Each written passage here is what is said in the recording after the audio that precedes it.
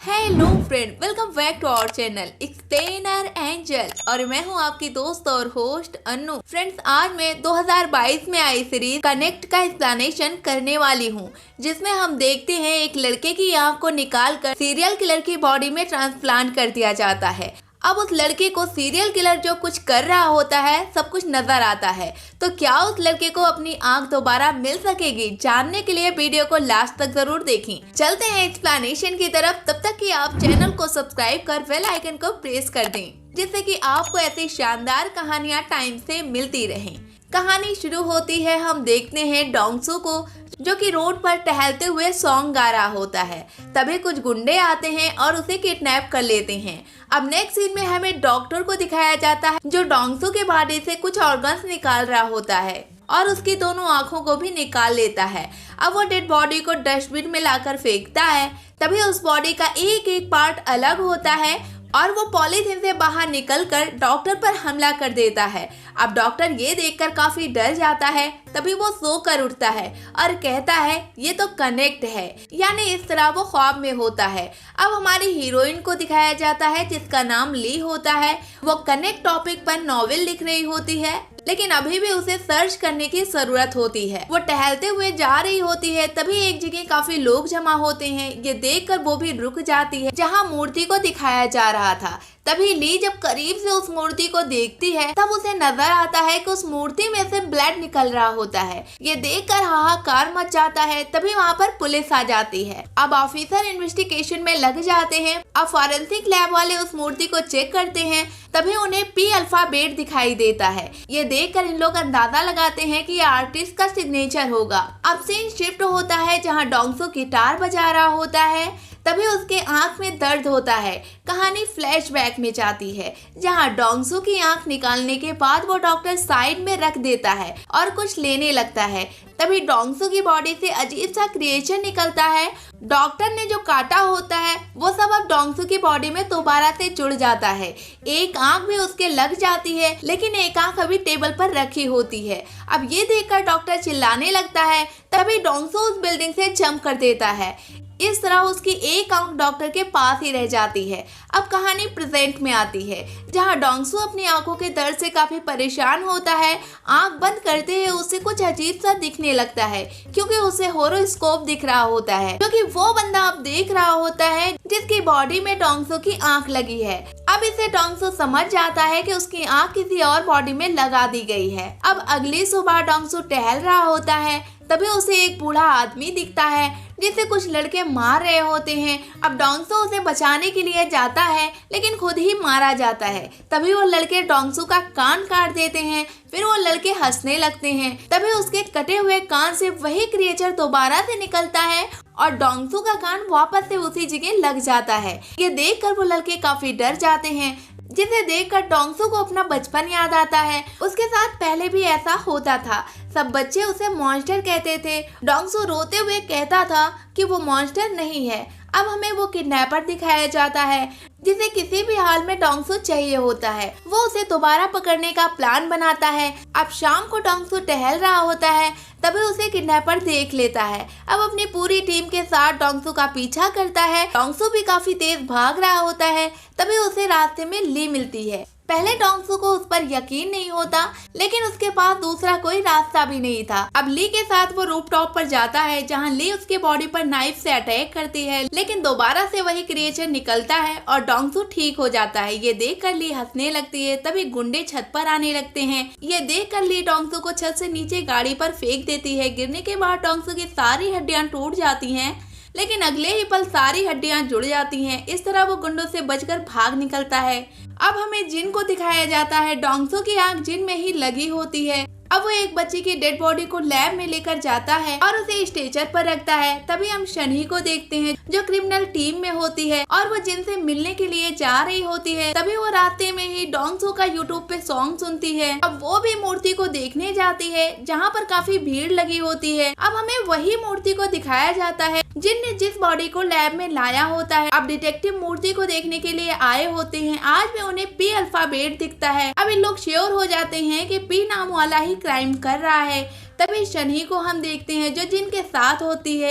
इस तरह ये क्लियर हो जाता है कि ये उसकी साथी है जो कि डोंगसू का वही गाना गाने लगती है। इस गाने को सुनते ही जिनकी आंखों में दर्द होने लगता है और ये दर्द को डोंगसू भी महसूस करने लगता है। जिनके सामने शनही होती है इसलिए डोंगसू शनही को देख लेता है। तभी डिटेक्टिव की टीम को दिखाया जाता है जो मूर्ति का इन्वेस्टिगेट कर रहे होते हैं, लेकिन अभी भी उन लोगों को कोई खास क्लू नहीं मिला होता है, जिस बात पर उन लोग काफी परेशान होते हैं क्योंकि इस तरह जिंदा आदमी को मारकर मूर्ति बनाई जा रही थी। तभी हमें जिन को दिखाया जाता है जो अपनी फाइल को ओपन करता है जिसमें हर उस बंदे की स्केच होती है जो या तो मूर्ति बन चुका था या तो आगे मूर्ति बनने वाला था। इन सब के बीच जिन डोंगसू का यूट्यूब पर सॉन्ग सुन रहा होता है जिस वजह से उसकी आंख में फिर से दर्द होने लगती है और यही दर्द डोंगसू को फिर महसूस होती है। डोंगसू जिनके उस फाइल की सारी स्केच को देख लेता है। अब डोंगसू समझ जाता है कि उसकी एक आंख किसी कातिल के जिस्म में लगी है। दूसरी तरफ पुलिस वाले मूर्ति की फोटो को और वहाँ पे सारे बंदों को देख रहे होते हैं।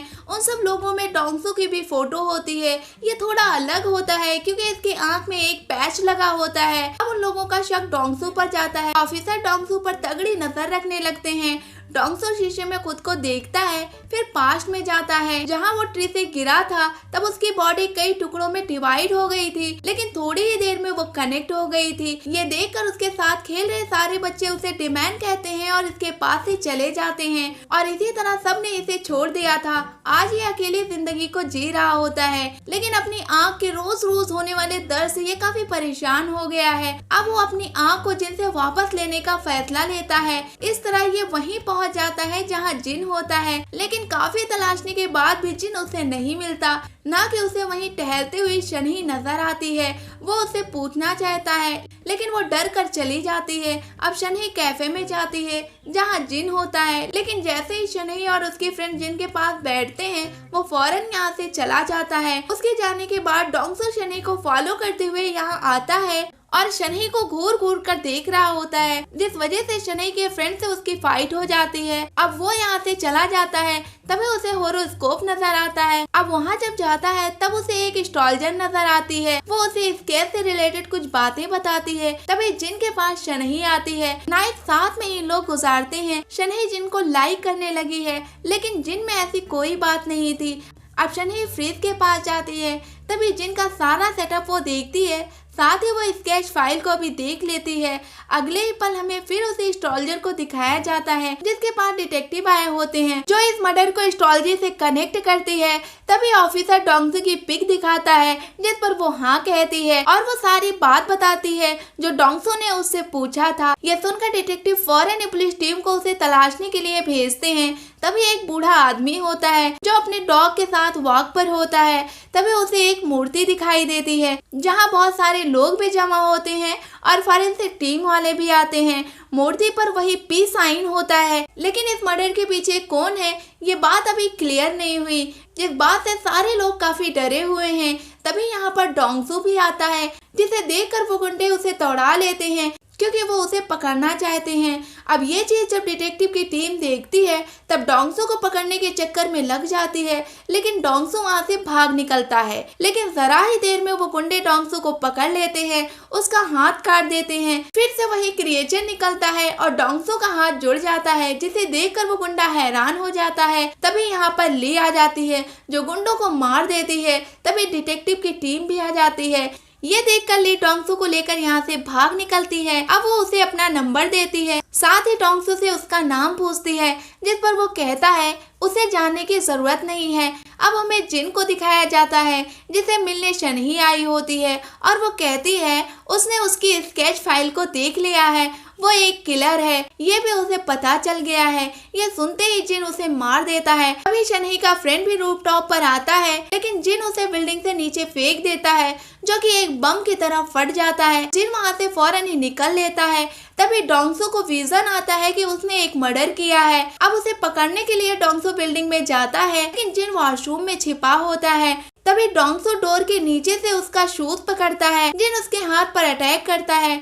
फौरन एक क्रिएचर निकलता है और डोंगसू का हाथ दोबारा से ठीक हो जाता है। ये चीज जिन को काफी अमेजिंग लगती है। अब जिन घर आता है और डोंगसू की भी स्केच रेडी करता है, उसे छिपकर फॉलो भी करता है। ये चीज डोंगसू भी महसूस कर रहा होता है। इसी बीच डोंगसू को पुलिस पकड़ लेती है। अब वो उसे लेकर जा रहे होते हैं, तभी वहाँ पर ली आती है जो उसे एक करंट की डिवाइस देती है, जिसका यूज करके वो पुलिस की पकड़ से निकल जाता है। टिप इंटरेस्ट की फुटेज चेक कर रहा होता है जिसमें जिन नजर आता है। वो लोग जिनके पास जाते हैं और उसे पूछते हैं, जिस पर वो हर बात से इनकार करता है। इधर ली डोंगसू के घर जाती है जहाँ वो साथ में चाय पीते हैं। फिर वो उसके बचपन से रिलेटेड कुछ बातें पूछती है, साथ ही कनेक्ट से रिलेटेड भी काफी सवाल करती है, जिस पर डोंगसू उसे बता रहा होता है। अब इन लोग मॉल जाते हैं, तभी हम देखते हैं कि पुलिस डोंगसू को सस्पेक्ट मान चुकी होती है। ये देखकर वो बाहर निकल आता है। अचानक ही इसकी आंख में फिर दर्द होता है क्योंकि जिन सॉन्ग सुन रहा होता है। तब उसे फिर एक विजन आता है, इसमें वो देखता है कि सारे स्केच पर जिन ने पी अल्फाबेट का साइन कर रखा है। इस तरह डोंगसू समझ जाता है कि वो मूर्ति का कलाकार यही है। अब अगली शाम डोंगसू को जिन देखने के लिए आया होता है। ये चीज विजन के जरिए डोंगसू को पता लग जाती है। अब वो उसका पीछा करता है, लेकिन जिन कार स्टार्ट करके निकल जाता है, लेकिन डोंगसू को पुलिस पकड़ लेती है। अब जिन उसी डॉक्टर के पास जाता है जो उसकी आंख को जिन में ट्रांसप्लांट किया होता है। जिन उस डॉक्टर को मार मार कर सारी बातें पूछ रहा होता है कि आंख किसकी थी, लेकिन डॉक्टर कुछ नहीं बता रहा होता। इधर डिटेक्टिव डोंगसू को रिमांड पर लिए होता है और उसे मर्डर करने की वजह पूछ रहा होता है। तभी डोंगसू उसे बताता है कि उसे किस तरह का विजन आता है और वो एक टाइम में डबल चीजें देख लेता है। ये सुनकर ऑफिसर को यकीन नहीं होता, वो उसे मार रहे होते हैं। तभी डिटेक्टिव चोई बाकी ऑफिसर को मना करते हैं और डोंगसू को अपने साथ अकेले लेकर जाते हैं और उसे प्यार से बातें पूछते हैं। डोंगसू ने जो देखा होता है सब चोई को बता देता है। अब चोई उसे आई विटनेस बनने के लिए कहता है, लेकिन चोई को अब भी डोंगसू पर यकीन नहीं हो रहा होता। इधर डॉक्टर जिनको बता रहा होता है कि उसने एक लड़के की बॉडी से वो आंख निकाला था, लेकिन वो सारे पार्ट्स उसमें दोबारा से लग गए थे, बस एक आंख बच गई थी और वो भाग लिया था और बची हुई आंख को उसने जिन में ट्रांसप्लांट कर दिया था। इस तरह ये सारा मामला कनेक्ट का लग रहा है और इससे ज्यादा डॉक्टर को कुछ पता नहीं है। दूसरी तरफ डिटेक्टिव रूफ टॉप पर डोंगसू को लेकर जाता है जहाँ शनही का मर्डर हुआ था। तभी डोंगसू अपना हाथ तोड़कर हथकड़ी से खुद को आजाद करता है। बाद में टूटे हुए हाथ उसे दोबारा जुड़ जाते हैं। ये देखकर चोई हैरान हो जाता है। तब वो उसे बताता है कि इसे कनेक्ट कहते हैं।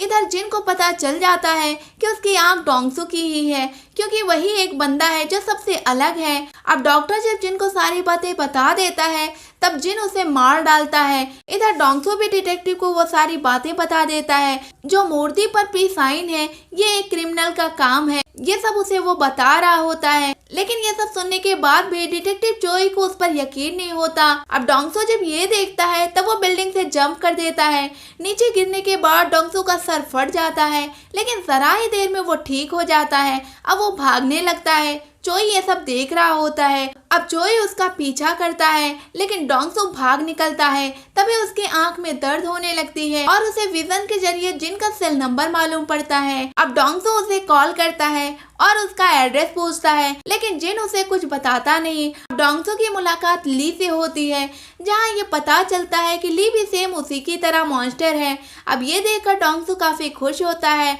अब दोनों ही अपना हाथ कट करते हैं, फिर कनेक्ट करते हैं। इस तरह दोनों काफी करीब आते हैं। अब कुछ देर के बाद इन लोगों को कुछ आवाज आती है। तब पता चलता है कि वही गुंडे डोंगसू को तलाशते हुए यहाँ भी आ चुके हैं। अब ये देखकर ली डोंगसू से कहती है कि वो सब पर अकेले ही काफी है, क्योंकि डोंगसू को जिनको मारने के लिए जाना होता है वो यहाँ से चला जाता है। जहाँ जेड नाम का एक बंदा होता है जिन उसे मारने वाला होता है, वो उसे बचाना चाहता है, लेकिन जिन डोंगसू को भी कैद कर लेता है। सारी रात इन लोगों को माइनस टेम्परेचर के रूम में रखता है। कई घंटे के बाद डोंगसू की जब आंख खुलती है तब वो देखता है कि जेड मर चुका है। ये देखकर उसे गुस्सा आ जाता है। वो अपने हाथ को तोड़कर कुर्सी से आजाद करता है। हालांकि बाद में उसके सारे हाथ दोबारा से आकर जुड़ जाते हैं, लेकिन रूम लॉक होता है जिस वजह से वो बाहर नहीं निकल सकता था। उधर ली एक मॉन्स्टर के साथ आती है और उन सब गुंडों को मार चुकी होती है।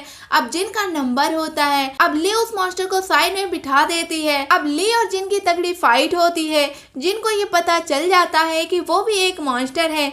ये देखकर वो जनरेशन बढ़ाने की बात करता है, जिसे सुनकर ली उसे काफी मारती है, लेकिन वो ली को उठाकर फेंक देता है।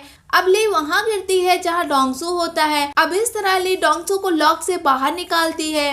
तभी यहाँ पर डिटेक्टिव आ जाते हैं। अब बाहर निकलते ही डोंगसू और जिन की घमासान फाइट होती है। डोंगसू अपने हर टूटे कटे सारे पार्ट्स को रिपेयर करता जा रहा था और जिन से लड़ता जा रहा था।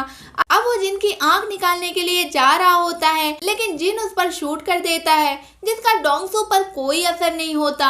अब वो उसकी आंख को अपने आंख में फिट कर लेता है, फिर बड़ी सी नाइफ से उस पर अटैक करके हमेशा के लिए उसे खत्म करना चाहता है। तभी यहाँ पर डिटेक्टिव और ली आ जाते हैं जो कि उसे ऐसा करने से रोक देते हैं। डिटेक्टिव इन लोगों को वहाँ से जाने के लिए कहते हैं और खुद जिनके पास होते हैं। अब इन लोग जब बाहर निकलते हैं तब देखते हैं कि 4-5 फाइटर उड़कर कहीं जा रहे होते हैं और इन लोग उसे देख रहे होते हैं। इसी तरह इस शानदार सीरीज का एंड हो जाता है। फ्रेंड्स, ये कहानी आपको कैसी लगी हमें कमेंट बॉक्स में बताएं। वीडियो को लाइक करें, शेयर करें। मिलते हैं हम आपसे नेक्स्ट वीडियो में, तब तक के लिए जय हिंद।